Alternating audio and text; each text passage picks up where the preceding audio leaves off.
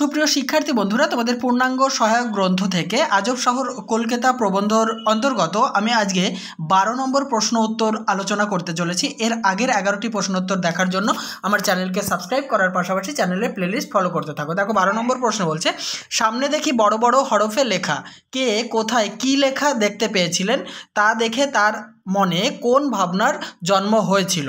প্রথম প্রশ্নের উত্তর, আজব শহর কলকাতা প্রবন্ধে প্রাবন্ধিক সৈয়দ মুস্তফা আলী কলকাতার এক রাস্তার পাশে বড় বড় হরফে ফ্রেন্ডস বুক শপ লেখা দেখতে পেয়েছিলেন।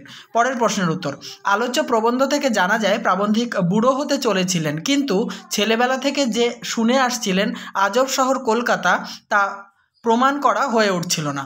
তাই হঠাৎই যখন কলকাতার রাস্তায় ফ্রেন্ডস বুক শপ লেখা দেখতে পান, তখন তার মনে হয়েছিল যে নিশ্চয়ই কোনো ফরাসি পথ হারিয়ে কলকাতায় এসে পড়েছে, আর তার যেটুকু সঞ্চয় ছিল তা নিঃশেষ করার জন্যই কলকাতার মতো জায়গায় ফরাসি বইয়ের দোকান খুলে বসেছে।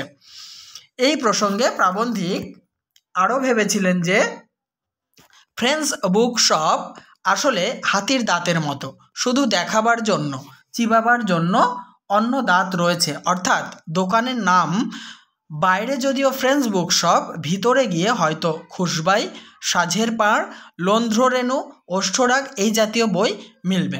তাহলে এই প্রশ্নের উত্তরটিও সমাপ্ত হলো। নেক্সট প্রশ্ন দেখার জন্য আমার চ্যানেলকে ফলো করতে থাকো।